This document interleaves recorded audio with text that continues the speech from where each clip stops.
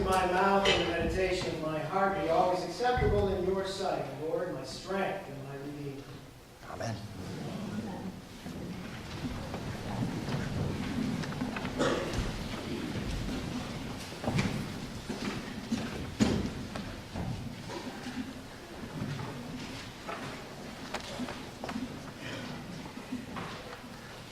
Guys named Andy make me laugh.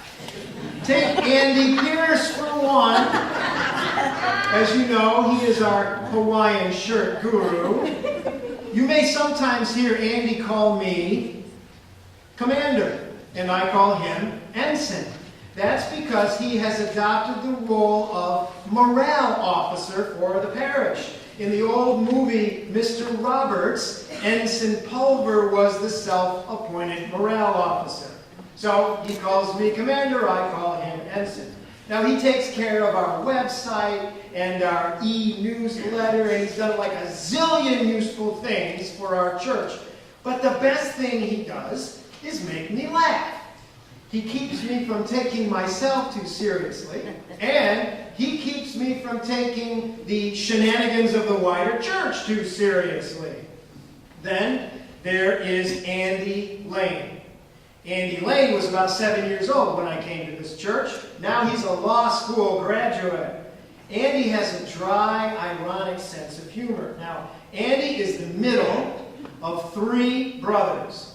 He continues to insist that his older brother, firstborn Eric, was born to serve as a crash test dummy for the first-time parents.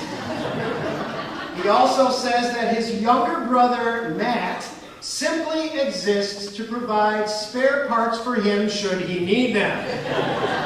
And he refers to himself, of course, as perfection. So you got crash test dummy, perfection, and spare parts. Andy has made me laugh a lot. Or take Andy Dici. Andy Dici was in seminary with me. He was nuts. He makes me look normal. One time he and I had a half-hour conversation in which neither of us made a declarative statement.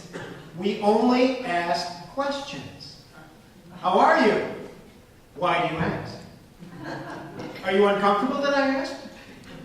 Do you have a need to be in control of this conversation? And on until our wives drifted off in boredom and we stood there trying to one-up each other until it got dark. He was also a crazy cartoonist who put a funny picture on the seminary bulletin board every day. He and his wife came to our house about 3 years ago. He looks just the same, except his hair is now white, and his long ZZ Top beard is now white. In fact, he looks a lot like Santa Claus. And he told us how one time a bunch of kids were down a hallway and looked down at him, and he could hear them saying, hey look, is that Santa Claus? Now Andy had his priest collar on, but he grabbed his belly and bent over and said, ho, ho, ho, ho, ho. Andy made me laugh again recently because he just got elected Bishop of New York City. I hope they know what they're doing. First 9/11, then Hurricane Sandy, now Bishop Andy. Haven't those people suffered enough? Then there was Andy Chapman. Now this Andy was a member of the church I served in Pennsylvania before I met you. He was a very good singer, and he was in the choir, which my wife directed. Now in that church, the choir was not up in the balcony. The choir was down front. There was the altar up here, and then the choir pews facing each other right here, and then the pulpit, and then the rest of the pews. Now think about what this meant. This meant that when I preached the sermon, the choir was behind me. Not a good thing. One Sunday in October 1994, a search committee came to my church to check me out for a new job as a priest. This search committee was from a place called St. Mark's in Chenango Bridge, New York. Everybody knew they were coming, including Andy. So when I got up in the pulpit to preach my sermon that Sunday morning, there was a little post-it note on top of my sermon manuscript. It just had a few words. Whatever you do, don't look up.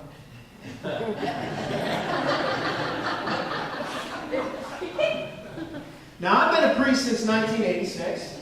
A lot of people have pulled a lot of tricks on me over the years. There was the big fake spider pinned to my vestments behind my back. There was the footstool put behind the altar to give me a little boost in height one Sunday. There was the time someone came to the altar for communion with a silly message written on her hand so that I could read it when I gave her the bread. There was the giant rubber house fly on top of the offering and the plates brought forward for me to bless.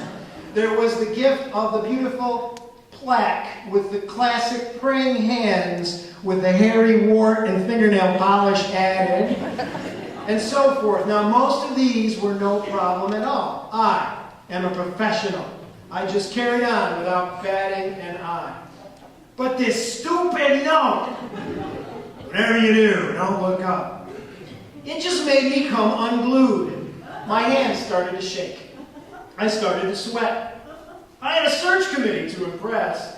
I knew what this choir was capable of doing, and I knew Andy Chapman was behind it. I thought, there really could be something up there. Something ready to drop on me or make me jump. And I tried to do one of these, quick looks without anybody noticing. But it was perfect. There was nothing up there. Perfect psychological warfare. Now, it came out okay, obviously. I got the job here at St. Mark's, and I did not kill Andy Chapman. But it got me thinking, maybe God should give us the same message. Whatever you do, don't look up. Because if God said that to us, what would we do? We'd look up, right? I mean, think about it. God said to Adam and Eve, whatever you do, don't eat the fruit from that one tree. And Adam and Eve replied, burp. If God said to us, whatever you do, don't look up, we might look up, and that would be a good thing. Advent is all about looking up. Advent, this season before Christmas, says to us, look up. Here comes the Christ child. Here comes love. Here comes peace. But it's all coming very quietly, so you have to look for it. Look up. The word Advent, of course, means the coming. And it's about God coming to us again and again. But we so often miss it. We're so busy, or we're so full of ourselves, or we're so inattentive. Sometimes we miss God showing up in those hidden ways. That's why we need the season of Advent. And we need to observe Advent not just once, but every year. We'll miss the sacred dimension of life if we fail to pay attention. It takes a certain kind of looking, a certain kind of seeking, a certain kind of listening. So, look up. Or don't look up. It's your choice. Slow down and get ready. Or ignore the whole thing. Open your eyes and your heart, or just keep going on autopilot. It's your choice. But whichever way you choose, Christ is here and always will be. Look up. He's going to show up.